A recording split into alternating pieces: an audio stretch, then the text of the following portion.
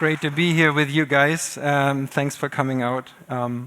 So what I want to do is give you a little introduction into the world of design and AI. Some may already know stuff. Others are really curious, just dropping by. So what we see is that the development of AI in a recent couple of months is so breathtaking, even experts can't really keep pace. And we have the field of generative AI, which is truly interesting for creatives because it's now taking over creativity in a sense. And, you know, a couple of years ago, we still didn't know or didn't really anticipate that generative AI or AI will take over creativity, and now it's happening.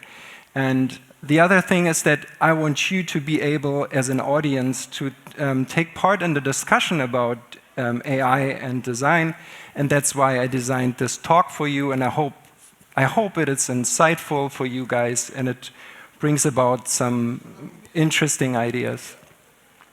So I want to answer the three questions. The first one is, how can AI assist designers and creatives?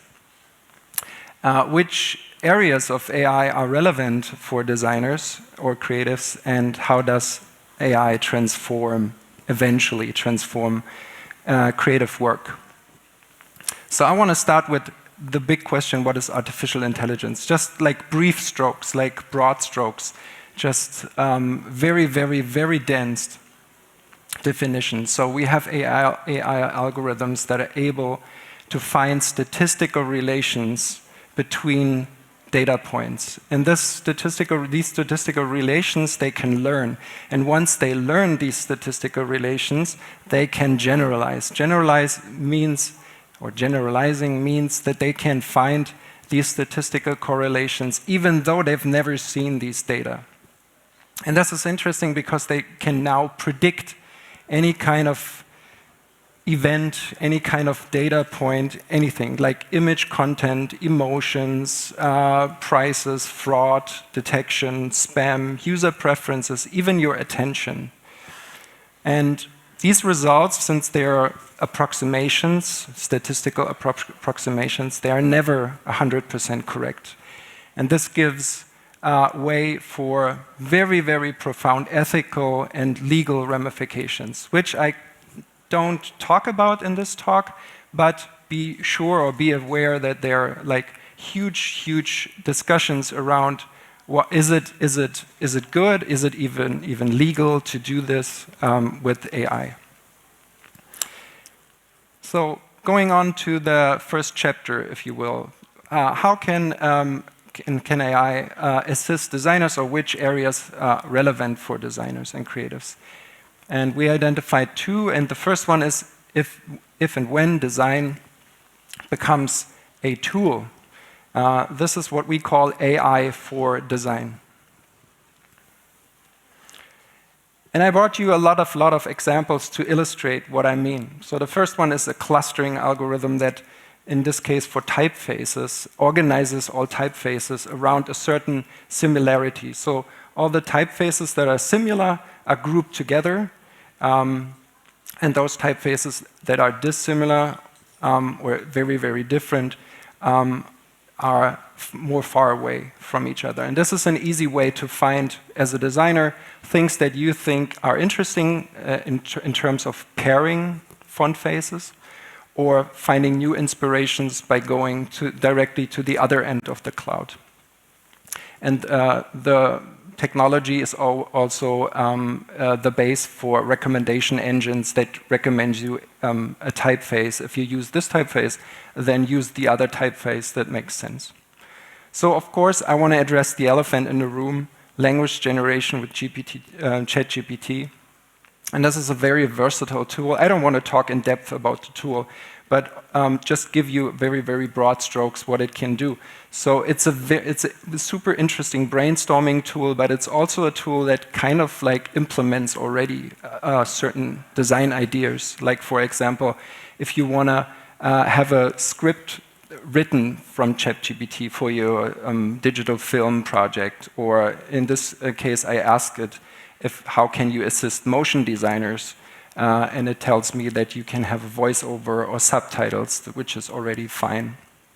The other elephant in the room is image generation. Of course, all of you may or may not know Midjourney, Stable Diffusion, and all the other open source tools. And it's breathtaking, of course. It's super interesting, and you can do a lot of stuff with these tools. And I want to draw your attention to one specific tool which came out a couple of weeks ago. It's called Composer from Alibaba. And Composer is an interesting tool because for the first time in the history of image creation, we have a tool that where you can manipulate all kinds of dimensions within an image. So you see on the left side is the input image, and you can generate this input image by a prompt, or you can just take the original girl with the pearl earring, and then you can, what you see in the middle, the column, you can manipulate this image in all kinds of dimensions. You have a sketch, you can transfer it into a sketch and back and forth. You can change the color palette. You have a segmentation mask that you can use to, for example, create something out of this girl and then create, I don't know if you see this, but it's the silhouette of the girl as a landscape. So you can use the segmentation map and draw something completely new. You can style transfer it. You can even make it a cat face, so you have certain segmentations. So this gives you, as a designer, as a creative, the most creative freedom that you ever had before with one single model. And of course, you can create websites with language generation. So you type in website idea, and out comes a fully functional prototype that you can use and work on with that. You can use it for video generation, of course. We have Gen 1 from Runway ML, the first image transfer video. This is tricky because this is not one single image, but a lot of images that you need to change. And here you can see some image transfer examples. And one particular model that I find really interesting is Visual ChatGPT, where you combine the properties of ChatGPT and image generation to a meta, I call it meta image generation. So what you have here is you have the idea of back and forth with the model, asking it in a dialogue to correct things, and then you have 22 different image generation models that work unisono in one voice together with ChatGPT, and creating something that is where you as a creative you are able to have a lot of freedom, creative freedom actually to work with this tool. Not just one image generation model, but 22 different ones. And of course, something that maybe is not that popular is neural radiance fields, or short NeRFs. And these NeRFs, they create from 2D images 3D rendered scenes. This is kind of interesting for all kinds of prototyping purposes. So here you can see a prototyping, or it's a finished image clip for McDonald's, where you can walk through the scene and manipulate the camera angle to your will. And I want to draw your attention to two things that I think are interesting in terms of design and AI. The first one is automation. So if we talk about automation, we talk about something that supports repetitive activities, something that you can define as discrete steps and automate hence, of course. And the other one is augmentation. Augmentation is super interesting because augmentation is supporting your decision-making process as a designer. And usually these decision-making processes are happening in complex scenarios. And these scenarios are so complex that neither the machine nor the human being can, on their own, fully solve the task. And this is why augmentation in the realm of design is super interesting. So I brought some examples. The first one for augmentation is a tool from MIT, which, as you can see, you have a very old-fashioned design tool. You can manipulate your chair, for example. And the heat map drawn onto this chair is the heat map that shows the stress distribution for this particular designed object. So stress distribution means basically the object is going to break at this point. So this is something that you as a designer would never be able to see fully and grasp because it's a law of physical nature, and you happen to not be able to see that in real life. So taking these heat maps and putting them onto the designed objects and giving you the intuitive freedom to design these objects augments your ability as a designer to see things that are very, very interesting and very, very crucial when it comes to designing certain objects. And the other example is for web design. And here we have an attention map. The other feature is for the clarity of the website. So you can see these little heat maps showing you, indicating you where things are too cluttered or where the attention of your users go. And this is really interesting because it saves hours and hours of testing, because you are able to see it with one click. Where does the attention go and where do you need to refine your design? And automation, of course, when we talk about automation, people usually think automation takes over designers' jobs or creators' jobs. But I brought you some examples that illustrate that automation is something that gives you more freedom, because these things are sometimes very laborious and very repetitive. Nobody wants to animate particles to this degree that it really looks like a wave. That's why machine learning comes in and helps you as a designer to do these things. Or rotoscoping. Nobody wants to click and get the background off of these images. It's so time-consuming. The other thing is motion capture, helping you create like prototypes and really like fast-paced iteration without a mocap suit. The other thing is rigging. If you design a face, you want it to look and feel like a human being, and this takes a lot of time to rig and animate these faces, and a machine learning algorithm takes that and automates that for you, saving hours and hours of work. One example is deepfake or face lab, in this case, a deep face lab.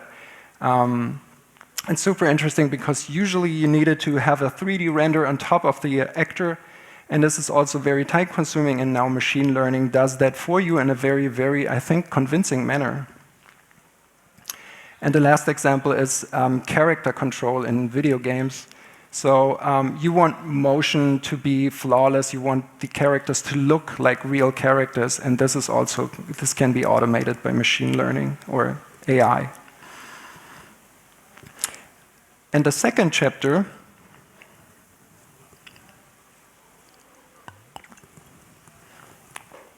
would be when design becomes a material, or AI becomes a material for design. I only picked two areas from this very, very interesting and broad spectrum. We have much more interesting things there, but I think these examples are the most interesting for you guys. So we have the first one is intelligent user interfaces. What does it mean? If you have a lot of data that the computer can compute and process, you can learn, or can make him learn, or make it learn, the machine, to know everything about your user, where the users are, what they do, what they feel, what they use, what their intentions are, and then adapt the user interface to this kind of user in a very specific way. And I designed a little prototype here that works with PoseNet. It's a pose detection, so it detects like your wrists and your elbows and your shoulders. And you can see a very, very quick and rough prototype showing that you can, for example, manipulate very seminal Bauhaus poster from the 1920s. Maybe you're a little bit shocked that I did that, but I think it's funny. And the other thing is emotion detection, so you can like train the machine to detect emotions. This is highly complex and very, very, very, very, very broad, interesting field. I just want to say that it detects your happy face and your sad face, and then reacts to it. So if it's sad, it becomes gray. If it's happy, it's bigger. If you're surprised, it changes the colors rapidly. If you're sad, if you're angry, it gets spiky. But the thing is that what I wanted to prove here is that you can change design according to your emotional states. And that's what's interesting, I think, in the future will be a huge thing for all kinds of interesting projects.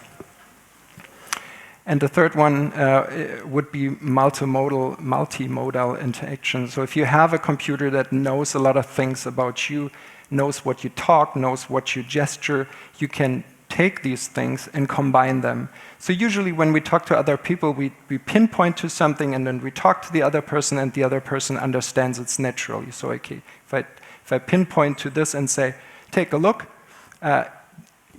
another person would know that you mean a computer display. But the machine does not do, or couldn't do it before, but now it can do that and make sense to combine these spoken words and also gestures. And this makes for a very, very interesting use case, and we will find these use cases in the metaverse in the future. And I brought you a little example from Facebook Labs that demonstrate how this can work. Hey, BuilderBot. First, let's start with the scene. Let's go to a park. Actually, let's go to the beach.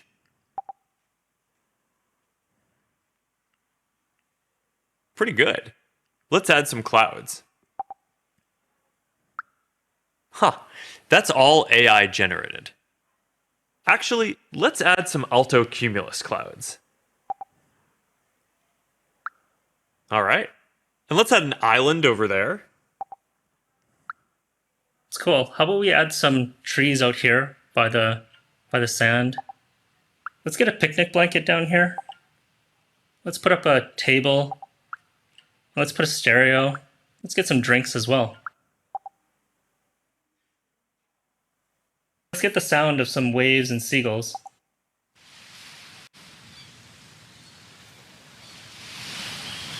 Okay. Does that speaker work? You get the gist. Let's play some. So they work in this multimodal interaction paradigm. So the last chapter would be how does it change the design process and your jobs, basically. First, I want to recap a little bit what we heard before. So we have intelligent tools that make designers more productive, I think, from my perspective. It's debatable, but I think overall we have productivity boost. And then we have the idea of AI augmenting human creativity, which we've seen in the examples, I think. And we have AI that's creating a radical new user experience by adapting user interfaces to just the needs of users and their situation. And we have language becoming the dominant interaction paradigm for generative AI. And this means has some ramification. The first ramification would be the boundaries between language and image erode. What does that mean? It means that image creation is no longer something that is done by hand, but now can be done with language. The boundaries between usage and design is dissolving. What does that mean? It means that something that you design beforehand is maybe nothing that users want, but something that the machine designs in the moment of usage is something that users want. So in this regard, the designing process and the usage they are combined. They have the same. They happen at the same time. The boundaries between design disciplines erode. What does that mean? It means that you are no longer maybe an expert for your particular discipline. It means that these tools enable other designers to come into your design discipline and become also experts in a certain way of your discipline. And the fourth one is boundaries between the creators' jobs erode. That means that things that you formerly haven't been able as a designer to do, maybe writing copywriting texts, you're now able, and maybe somebody like a marketing manager is now able to create images for his or her marketing campaign. And that means these boundaries, they collapse in a certain way. And of course, we see the dangers of experience bubbles when it comes to personalization. And the last slide I want to present you with, or almost last slide, with what we think, or I think, would be new skills for designers. So we have designers, I think, become less and less problem solvers, but more and more problem finders. They are still the experts for user needs. They need to have a basic understanding of what AI is and what AI can do, and they need a skill called judgment integration, meaning that they need to know what the intelligent AI tool can do for their design process. And if they need to change something in talking to the intelligent tool, or the tool itself is not capable of doing what the designer wants. And we have something called, or a skill that is called data storytelling and data literacy, meaning that designers need to find user stories, user problems in data. And that's super interesting because a tool like ChatGPT can do that for you and work with you and find these stories. Of course, we think that, or not of course, but we think that designers should be able to train machine learning systems like Teachable Machine. This is a very user-friendly thing. You can go to the website and do it yourself. I highly recommend it. It's really fun. And it takes away a lot of anxiety maybe that you have, or preoccupation. And of course, we want designers to still be very critical and evaluate the things that they do, but also that others do. And we know that designers work more and more in interdisciplinary agile teams and create intelligence experiences. And for that, I want to give you a tool which is free of charge. You can use it, you can download it, and this tool allows you to create some intelligent products with your team. And we created this tool. We researched on this for 2 years now, and we released it a couple of weeks ago. And this tool is interactive. You can have an avatar drag through the rooms. The rooms are full of assignments. These assignments are tailored to your roles. So the roles would be data scientist or designer or business expert. And together you can create an MVP of an intelligent product. And you can download it on design-on-ki.de/#Flume, or just visit the website and find it. And it's free of charge, and you can customize it to your needs. So whenever you need a different assignment, a different room, you can change that. And we also created worksheets for designers to find user needs and match them with data needs. And so we think there is a lot of interesting intelligence built into this little framework of ours. And last but not least, you can find all the examples that I showed today at design-on-ki.de. And if you want to dive deeper into the topic, you can always take a look at our book, Design und künstliche Intelligenz. All right, thank you so much.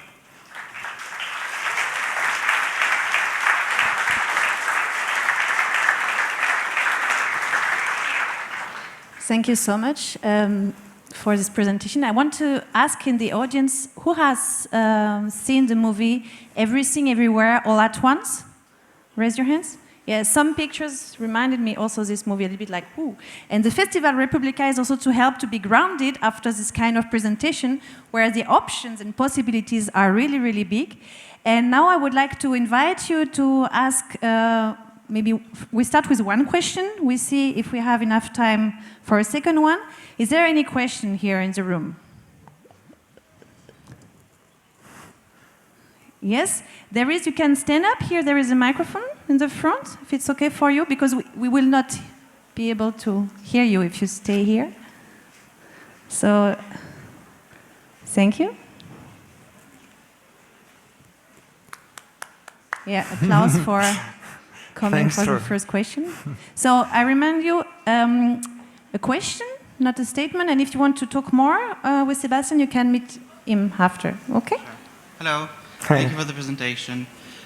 My question is, after the AI tool produces something, what are the next steps to ensure that it has value, is workable, or even what the users would want? That's a good question. Usually it's the designer's role or the team's role to evaluate that.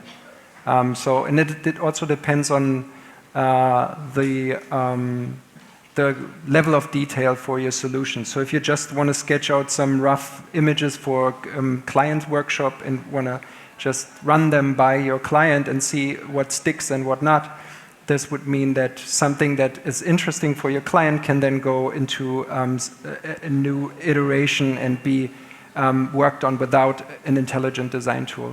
But what the tool does is to give you a lot of different images, so you don't need to come up with that. Thank you. Thank you for your question. Is there a second one? These are very short ones. Yes, yeah. We didn't anticipate that. It was a very good example how you can ask a question. A second question, there is a second microphone in the back. Otherwise, I invite you to meet Sebastian after the talk. Thank you so much Yeah, thank for you your so much. presentation. Thank you.